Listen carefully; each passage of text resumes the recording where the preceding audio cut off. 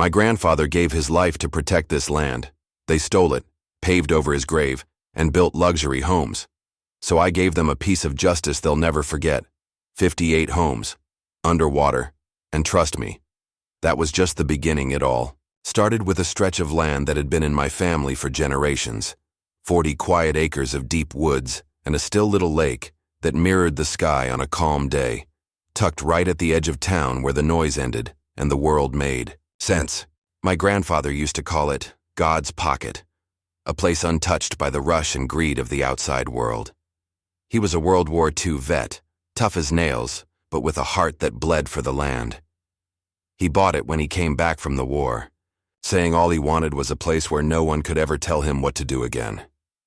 He built a small cabin, taught me to fish in that lake, told stories around the fire about honor, sacrifice, and the importance of keeping your word. When he got sick right before he passed, he pulled me aside and said, "Don't ever sell this land, not for $1 million. This place is ours. Keep it wild, let it breathe." I never forgot that. After he passed, I took over the land. I didn't live on it. I had my own house in town, but I visited every weekend, cleared trails, fixed the dock, mended the fences. Sometimes I'd just sit there with a cup of coffee, listening to the wind in the trees and remembering what life felt like before everything got so complicated. That land wasn't just property. It was a promise, a symbol of everything my grandfather fought for, everything he stood for, and I meant to honor that. For years I did. I didn't touch it. I didn't build on it. I let it be exactly what he wanted: peaceful, natural, free. But then, about 5 years ago, I started noticing things that didn't sit right. The first time I saw the cleared trees on the far end, I thought maybe it was the town doing some utility work. They'd sent letters a while back about upgrading some lines nearby, but the clearing kept getting bigger. Week after week, more trees gone. Then came the heavy machinery, the kind you don't bring in unless you're planning something big. Still, I tried to give the benefit of the doubt. Maybe it was just a neighboring property getting spruced up. I didn't want to jump to conclusions, but then I saw the roads. Fresh blacktop laid right across what I knew was still my land. Followed by survey stakes, then concrete foundations, and finally, framed walls, roofs, driveways. I stood there one Saturday morning, watching workers carry drywall into what would soon be the first of 58 homes, my mouth open, my hands shaking. My stomach turned. I pulled out my old paper deed and walked the line markers myself. There was no mistake. What they were building wasn't just near my land. It was my land, and I hadn't sold an inch of it. I hadn't even been asked. That moment felt like being robbed in slow motion, watching piece by piece of your life, your family's legacy, be erased under the hum of bulldozers and nail guns. I wanted to believe it was a mistake, that somehow the developers had gone too far and would correct it once I brought it up. But deep down I knew better. I could feel it in my bones. This wasn't just a misunderstanding. It was theft. And the worst kind. Not just of land, but of history, of dignity. Now, before I go further, if you believe in standing up for what's right, in protecting what your family worked for, and if stories like this matter to you, please consider subscribing to the channel. I share real stories that speak to those values, about justice, respect, and the kind of grit this country was built on. If you've ever been wronged and stood your ground, or if you just want to hear how one man took a stand when the system tried to roll over him, this is a place where your voice matters. Back to the story. Once I realized what was happening, I went straight to the county office. I brought my deed, my maps, even old tax records. The clerk gave me a confused look and told me the land had already been zoned for residential development. "There must be some mistake," I said. "That's my property." She clicked through a few screens, paused and said, "Well, it was. But it shows here that it was unoccupied for over 10 years, and the town reclassified it as abandoned." Abandoned. That word hit me like a punch to the gut. I wanted to scream. That land was never abandoned. I paid taxes on it every year. I maintained it. I walked it every single week. And even if I hadn't, how could they just take it? Sell it off like it was forgotten junk in a storage unit? I tried to stay calm, but everything inside me was on fire. I filed a legal challenge that same week. But even as I did, more houses went up, driveways poured, sod rolled out, mailboxes installed. People started moving in, walking their dogs, planting flowers, acting like they belonged there. And the most gut-wrenching part? The new HOA had already sent me a warning letter for trespassing on my own land. And that's when I knew. This wasn't just an accident. Someone wanted me gone, and they were willing to bury my grandfather's legacy in concrete to make it happen. I drove down there in disbelief, the steering wheel clenched tight in my hands as I turned into the development that had no right to exist.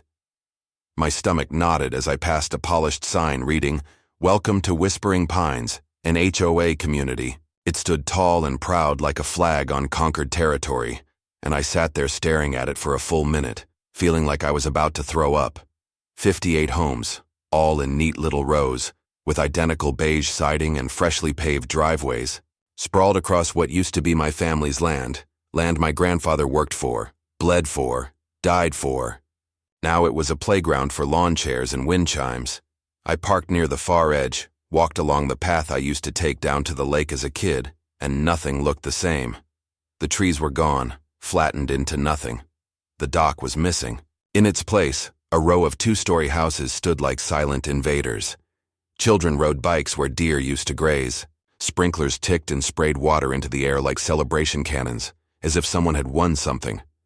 I stood there with my hands in my jacket pockets, trying to keep myself together. I wasn't angry yet. I was numb, confused. I kept telling myself it had to be some mix-up.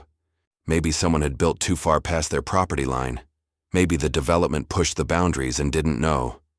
So I went home, pulled out the dusty metal box where I kept all my records, the deed, the survey maps, the tax statements, even my grandfather's original purchase agreement from 1952. I laid it all out on the kitchen table and double-checked every corner marker, every border line, and that's when my jaw dropped. Nearly 15 acres, 15 of that land, my land, had somehow been stripped from my property record. It was gone, erased like it never existed. Right there on the county's latest parcel map, it was marked under a different owner. Pine Valley Residential Development, Inc. I must have stared at that name for 10 minutes. My heart started racing as I called the county office. I demanded answers. The woman on the phone sounded like she'd been trained to deflect anger. Calm, rehearsed. She told me that the parcel had been reclassified 5 years ago due to non-use and lack of any declared development plans. I asked her if she understood what she was saying, that a man could lose his land because he chose not to destroy it. She put me on hold, transferred me. Eventually, someone higher up told me there had been a rezone petition submitted years ago under the claim that the property was abandoned and neglected, with no owner response to notices. I never received a single letter. Not a notice, not a warning, not even a phone call. I was sick to my stomach. That land wasn't abandoned. I'd been out there every month, mowing paths, fixing fences, clearing brush. I kept the taxes paid, I kept it clean. My mistake? I didn't develop it. I didn't turn it into a profit machine. That was my crime. I met with a local attorney. A week later, sat across from his polished oak desk and told him everything.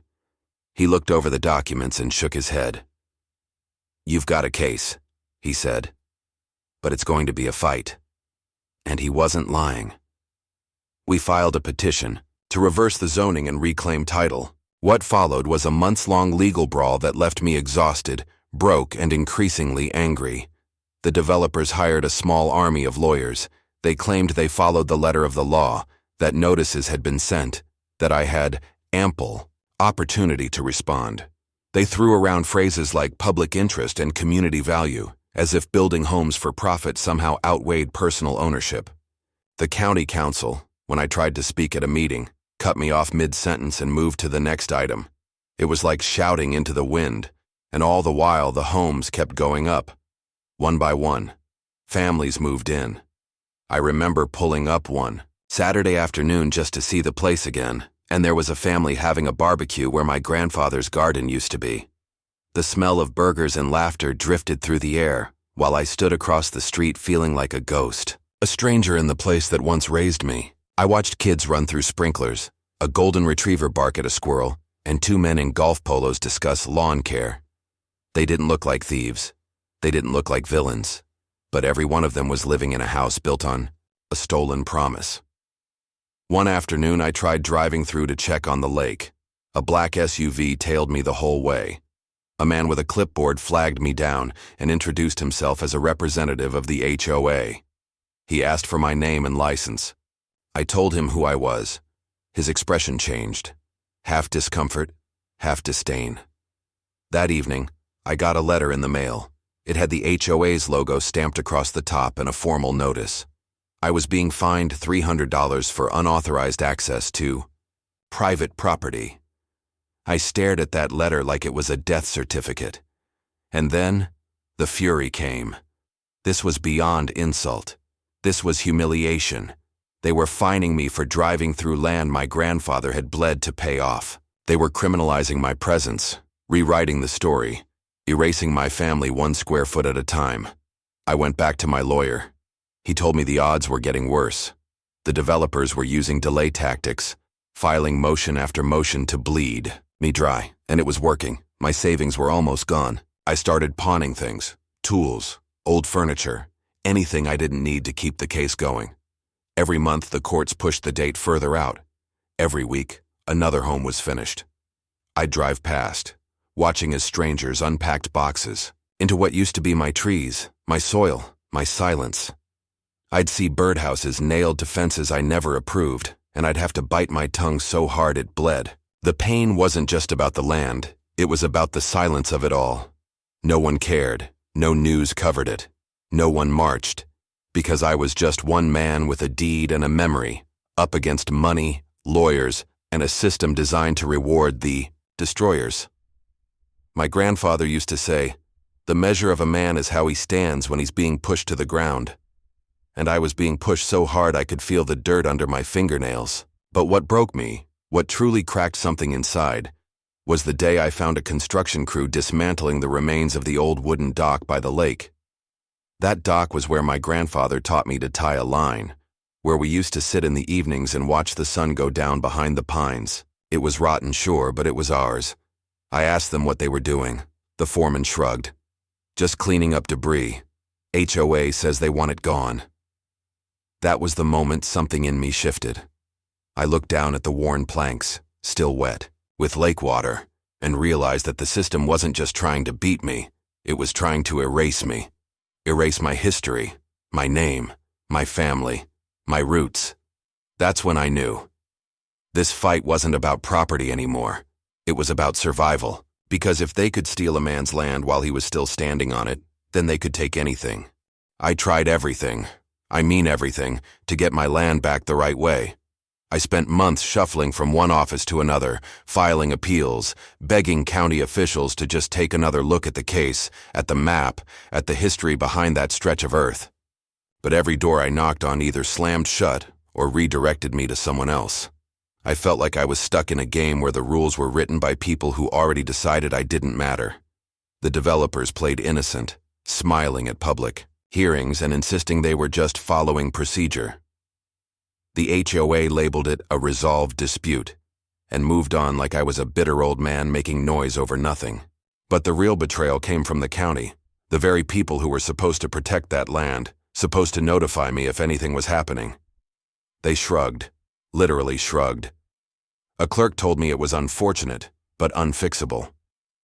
Like I'd just misplaced a receipt or lost a parking spot, not 15 acres of family legacy. I was watching my history get erased in real time, and no one would even look me in the eye. And just when I thought the damage had peaked, it got worse. So much worse. One morning, I took my usual drive out to what little land I still owned. I had kept the lake, the woods on the far end, and the floodgate system my grandfather had built. By hand, that part of the property hadn't been stolen, at least not yet. But when I pulled up, something felt off. The air smelled strange, like chemicals and standing water. The lake. It looked different, bigger, murkier. I walked the shoreline and my boots squished into soggy earth that used to be dry. Fish floated belly up in the shallows. The reeds were gone, the lily pads coated in something oily. I stood there in stunned silence before I saw it. The culvert pipe. It was new, big, gleaming. It extended from the HOA property line, buried under a fence, and emptied straight into the lake. My lake. They had rerouted stormwater runoff, gray water, pesticide-laced lawn drainage, garbage from gutters, straight into the heart of what remained of my land, and they never asked, never warned, just did it, like it was theirs to poison. I marched over to the HOA office, shaking with rage. The woman at the desk gave me a tight-lipped smile and said they had permitting and environmental assessments. I demanded to see them. She refused, told me I was trespassing and threatened to call the sheriff. I walked out without another word, but something inside me was breaking, snapping under the weight of so much injustice. That lake had been my grandfather's sanctuary. He'd taught me to fish there, taught me patience, stillness, respect for nature. Now it was a dumping ground, a slow-motion death sentence for everything we loved. And the worst part, they didn't even notice or care. It wasn't just runoff. It was the final insult. They were killing what little I had left, right in front of me and smiling while they did it. I spent nights walking the shoreline trying to salvage what I could, but nothing worked. The fish stopped biting. Birds didn't come back. Trees started leaning from soft soil, some rotting at the roots. The land was grieving. I was grieving. And all the while, the HOA kept sending me notices, warnings about unauthorized use of common property, letters implying I was a threat, a nuisance. One letter accused me of vandalizing drainage infrastructure. I hadn't touched a thing, but they were clearly trying to build a case against me, maybe to force a full buyout or worse. I'd become the villain in a story where I was the victim, the man trying to protect his family's legacy, now being painted as a threat to the community. It was around that time I remembered the floodgate. My grandfather had built it decades ago, an old steel system hidden beneath a shed at the edge of the lake, used to control water levels and prevent seasonal flooding in the nearby valley. I hadn't touched it in years. Most people didn't. Even though it existed, developers sure didn't. It had been forgotten. Until now. I unlocked the shed and stepped inside, flashlight in hand.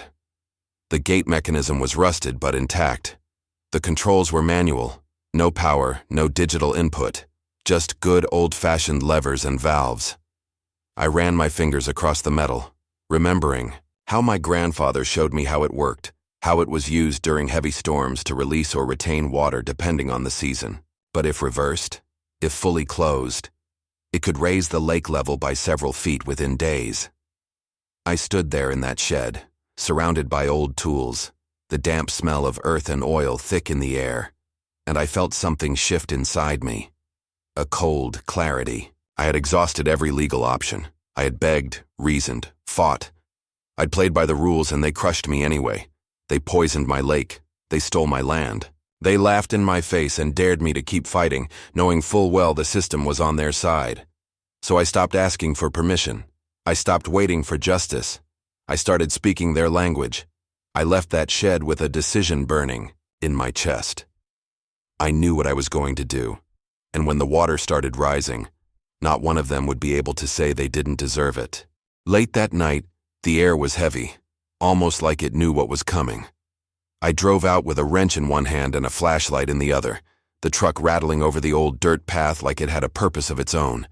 The trees loomed on either side like silent witnesses, and when I got out, I could hear the lake whispering, low and steady. My grandfather's floodgate sat there like it had been waiting for me. I crouched down, opened the rusted panel, and with both hands, began to turn the main valve. It wasn't easy. Years of corrosion made it stubborn. But I kept turning inch by inch, sweat beading on my forehead as the old iron groaned in protest. And then, click, the final notch. That's when the water began to shift. Slowly at first, a slight ripple near the shoreline. But as the hours passed, the current reversed and began to push hard against the culvert the HOA installed. That culvert wasn't designed for backflow. Within a few days, things got interesting. The water crept up across the fine, manicured lawns of whispering pines, soaking their flower beds and warping their decorative mulch. Then, it slid across sidewalks, rising inch by inch until the streets shimmered with shallow pools. The retention ponds overflowed. The drainage system they'd so proudly advertised in glossy brochures backed up entirely, and the water had nowhere to go but into the basements of their brand new homes. Some residents thought it was a freak weather event. Others blamed the city. But the HOA knew. Oh, they knew.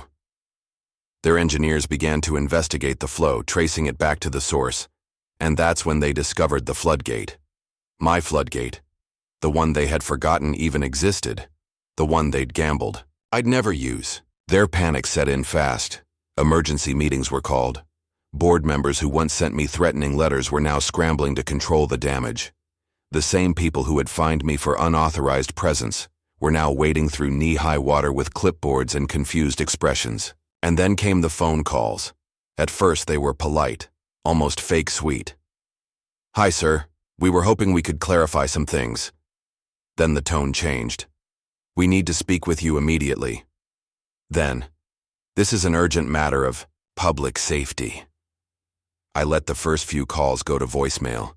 It felt good, not out of revenge, but because for the first time in this whole nightmare, they were on their heels.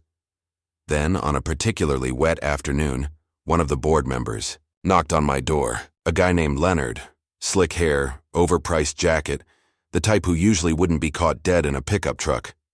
He had mud on his shoes. His smile was tight. "We'd like to resolve this issue amicably," he said, choosing every word, like it had been pre-approved by a lawyer. "We think there's been some confusion about the property lines." Confusion.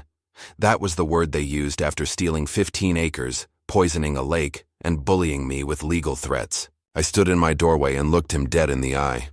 "Funny how you never cared when you were flooding my lake." He didn't have a response, just stared at the ground, then offered some vague suggestion about mediation. I told him to talk to my attorney. That night, I sat by the lake, watching the ripples glow under the moonlight. The water had stabilized at a higher level, but I knew I couldn't push it further without crossing a line I'd never come back from. My goal was never destruction. It was respect, recognition. I wanted them to feel, even for a moment, what they had made me feel: powerless, unheard, erased.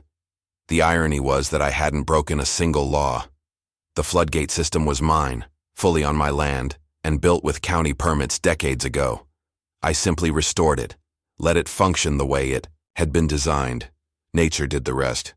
But it turns out the HOA had made one critical mistake, several actually. First, they didn't account for the original easement maps, which clearly defined the lake and the floodgate system as protected heritage land, immune to any downstream development without express written consent.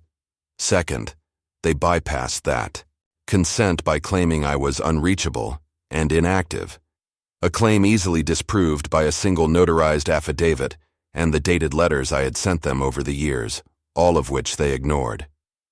My lawyer, who had stuck with me through this entire mess, saw an opportunity. He compiled the maps, the letters, the permit documents, and a new environmental impact report showing the damage caused by the HOA's runoff system.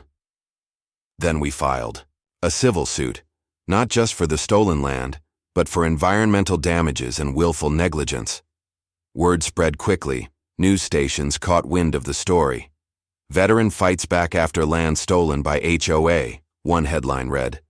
People reached out, some to support, others to share their own horror stories. Turns out I wasn't alone. In fact, the HOA had a history of cutting corners, using shady permits, and leaning on elderly or absentee landowners. Now they were under a spotlight they couldn't control. Meanwhile, the water stayed high.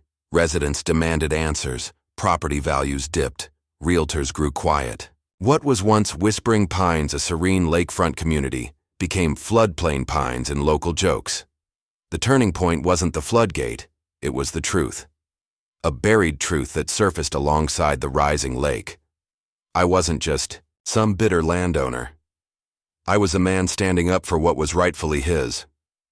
a man honoring a promise to his grandfather. And now, for the first time, the people who thought they were untouchable were starting to realize just how wrong they were. But the real twist, that hadn't happened yet. It was coming.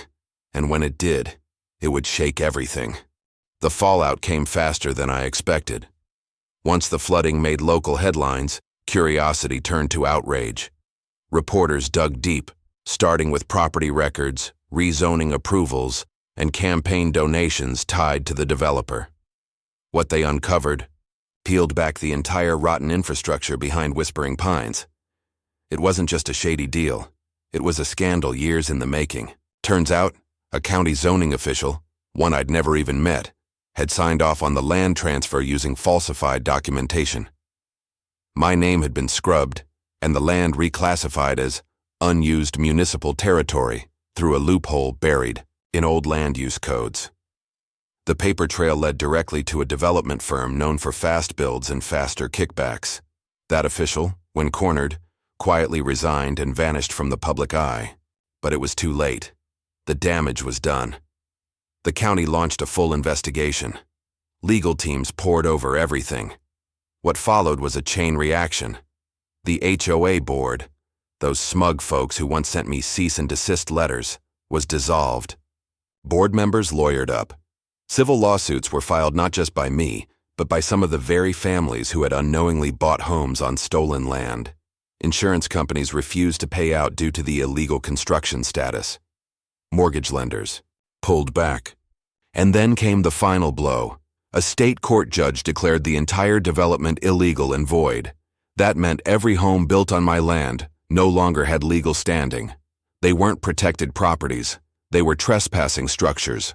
The judge called it an egregious abuse of property rights. That phrase stuck with me. Egregious abuse. That's what it had been from the very start. Over the next several months, relocation assistance was coordinated for the families. Some were bitter, some apologized. I didn't hold it against them. They weren't the enemy. They'd been duped, just like I had. Many of them had paid everything they had for those houses. Some had young kids. Others were retirees hoping for peace in their final years.